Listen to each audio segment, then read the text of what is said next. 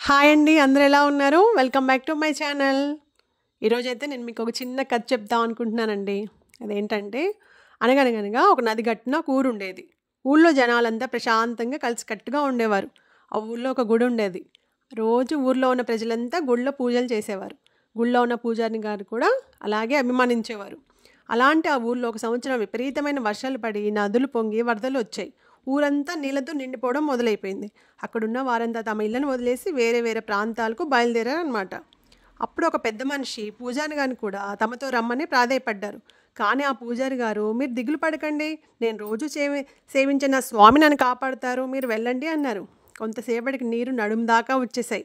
అంతలో గుర్ర బండిలో పోతున్న వారు కొంతమంది పూజారి గారిని కూడా బండి ఎక్కమన్నారు. కానీ ఆ పూజారి గారు, నన్ను దేవుడే కాపాడుతాడు, మీరు వెళ్ళిపోండి అన్నారు. కొంతసేపటికి మెడ దాకా నీళ్ళు వచ్చాయి. కొందరు పడవ ప్రయాణం చేస్తున్న వారు కొంతమంది పూజారి గారిని బతిలాడారు. అయినా పూజారి గారు ఒప్పుకోలేదు. చూస్తూ చూస్తూ నీరు ముక్కు దాకా వచ్చాయి. ఆ పూజారి గారికి ఇంకా కంగారు పట్టుకుంది. గుడి మొత్తం నిండిపోయింది. వాన ఏమో ఆగటం లేదు. చలి పెరిగిపోయింది. వరద కూడా ఎక్కడా ఆగే పరిస్థితి కనిపించడం లేదు. దేవుడా, నేను నీకేం తక్కువ చేశాను? రోజు శ్రద్ధగా పూజలు చేశాను, నిన్నే నమ్ముకున్నాను, అయినా నన్ను కాపాడడానికి రావేంటి అని దేవుడితో తన ఫిర్యాదు చేసుకోవడం మొదలుపెట్టాడు. అప్పుడు దేవుడు ప్రత్యక్షమయ్యాడు. మూర్ఖుడా, నీకు మనిషిని పంపించాను, బండిని పంపించాను, పడవని పంపించాను, నువ్వే రాకుండా ఇక్కడే ఉంటాను తిష్ట వేశావు. నువ్వు నన్ను గుర్తుపట్టకపోతే అది నా తప్ప అని మందలించి మాయమైపోయాడు. పూజారికి వెంటనే జ్ఞానోదయం అయ్యి చేసిన పొరపాటు గ్రహించి క్షమాపణ కోరాడు. కొంతసేపటికి మరో పడవలో కొంతమంది కనిపించారు. పూజారి గారు, మీరు ఇక్కడే ఉన్నారని తెలిసింది, మాతో రండి, ఇక్కడ ఉండటం మంచిది కాదన్నారు. పూజారి గారు మారు మాట మాట్లాడకుండా పడవెక్కి ప్రాణాలు కాపాడుకున్నారు. సో ఏంటంటే, మనం సమస్యలో ఉన్నప్పుడు భగవంతుడే ప్రత్యక్షమై మన ప్రాబ్లమ్స్ని సాల్వ్ చేయాలనుకోవడం మూర్ఖత్వం. అప్పుడు ఉన్న సమయ సందర్భాన్ని బట్టి మనమే పరిస్థితులను గ్రహించి ముందుకు పోవాలి. ఓకేనా అండి? ఈ స్టోరీ అనేది చాలా బాగా అనిపించిందండి. మనం ఎప్పుడూ భగవంతుడే రావాలని అనేసి అనుకోకూడదు. అది మనం మూర్ఖత్వం అనమాట. ఓకే అండి, ఈరోజైతే నేను కార్తీక మాసం కదండి, ఎర్లీ మార్నింగ్ పూజ అంతా అయిపోయింది. ముగ్గులు అయితే వేసుకున్నా. ఇవాళ ఫ్రైడే కదా, గడపలు కూడా కడిగి బొట్లు పెట్టి ముగ్గులు వేసుకున్నా. ఇంకా దేవుడికి పూజ చేసుకుని శివాష్టోత్రం, విష్ణు అష్టోత్రం చదివేసుకున్నా అండి. ఆ తర్వాత దేవుడికి హారతి కూడా నివేదించేసి, నేను కార్తీక పురాణం పుస్తకం రోజు చదువుతానండి. ఇది 30 days కదా పారాయణం. ఈరోజు 24th స్టోరీలో ఉన్నాను. అది కూడా చదివేసుకొని గోవిందుడికి పుష్ప నివేదన చేసేసి స్వామివారికి మనస్ఫూర్తిగా మనసారా ఒకసారి దండం పెట్టేసుకున్నాండి. ఆ తర్వాత ఇవి నిన్నటి కుందులండి. ప్రతిరోజు ఏ రోజు ఆ రోజు క్లీన్ చేసేసుకొని పక్కన పెట్టేసుకుంటాం కదా. సో నేను వెంటనే పూజ అయిపోగానే ఇవి కూడా తీసేసి క్లీన్ చేసేసుకొని ఫాస్ట్గా అన్ని పక్కన పెట్టేసుకుంటాను అనమాట. ఇంకా తర్వాత బిజీ అయిపోతాం కదా, ఇంకా మార్నింగ్ పిల్లలు లేవగానే. సో నేను టైం ఉన్నప్పుడు ఇవి కూడా వాష్ చేసేసి కొంచెం విమ్ లిక్విడ్, ఇత్తడి అయితే కొంచెం పీతాంబరం పెట్టేస్తాను. ఈ కార్తీక మాసం కాబట్టి అన్ని ఈ మట్టి ప్రమిదలే వాడతానండి నేనైతే. ఇంకా ప్రమిదల కింద ప్లేట్లు మాత్రం ఇత్తడివి యూస్ చేస్తున్నాను అనమాట. సో ఇక్కడ కూడా అంతా క్లీన్ చేస్తాను. ఎప్పటికప్పుడు క్లీనింగ్ చేస్తూనే ఉంటాం కదా. సో ఇంక ఇవైతే తీసుకెళ్ళి బయట ఆరబెట్టేస్తాను అనమాట. కాస్త ఎండ గాలికి త్వరగా ఆరిపోతే తర్వాత లోపల పెట్టేసుకోవచ్చు కదా. ఇంకా నెక్స్ట్ అయితే మా పిల్లలు ఇంకా లేచే టైం అయిపోయిందండి. ఇంకా 1 by 1 ఇద్దరు లెగుస్తున్నారు అనమాట. ఇంకా వాళ్ళ కోసం అన్ని ప్రిపరేషన్ చేయాలి. ఈ లోపైతే ఇంకా చలి అనేది బాగా పెరిగిపోయింది కదా.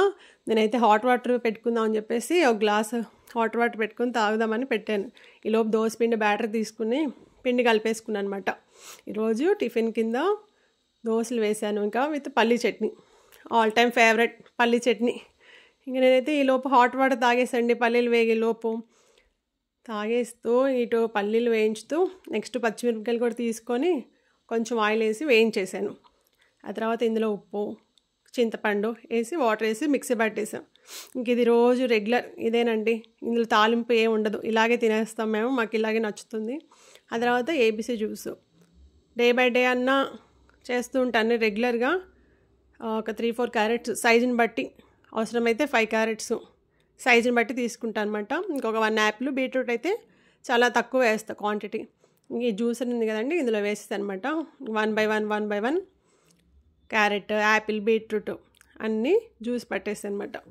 ఇంకా అప్పుడు మా పిల్లలు లేచి రెడీ అవుతున్నారనమాట. ఇంకా నేనేం అవసరం లేదు, స్నానాలకు అది వెళ్ళిపోయి చక్కగా రెడీ అయిపోతారు. ఇదిగోండి జ్యూస్. ఇందులో బెనిఫిట్ ఏంటంటే పల్ప్ అంతా వన్ సైడ్ వెళ్ళిపోతుంది, జ్యూస్ అంతా వన్ సైడ్ వచ్చేస్తుంది కాబట్టి నాకు ఈజీగానే ఉంది. ఇందులో రివర్స్ మోడ్ కూడా ఉంటుంది. ఇంకా రివర్స్ మోడ్ చేస్తే బ్యాగ్ తీసుకెళ్ళిపోతుంది. ఇది కూడా వెంటనే క్లీన్ చేసేస్తున్నానండి. ఇంకా అక్కడ పెట్టేస్తే అది మళ్ళీ డ్రై అయిపోయి అంత త్వరగా వదలదనమాట. అప్పుడప్పుడు క్లీన్ చేస్తే మనకి కూడా ఫ్రెష్గా ఈ స్మాల్ ఇన్సెక్ట్స్ కానీ ఫ్లైస్ కానీ పడకుండా ఉంటాయి. సో ఇదంతా క్లీన్ చేసి నేను కాసేపు అలా ఆరబెట్టేసానండి. ఇంక బండ మీద పెట్టేసాను. ఇంకో ఈ లోపు జ్యూస్ అయితే నాకు, మా పాపకి, మా బాబుకి ముగ్గురం తాగుతామండి చేసుకున్నప్పుడు. ఇదిగోండి ముగ్గురం పోసేసుకున్నాము. ఇవైతే బండ మీద అలా ఆరబెట్టేసా కాసేపు నీరంతా వచ్చేదాకా. ఇంకా తర్వాత అయితే ఇంకా పెన్నం పెట్టేసి దోశలు వేయడమేనండి. ఈరోజైతే నిన్న ఇడ్లీ వేసాను, అందుకే ఇవాళ దోశ వేసాను.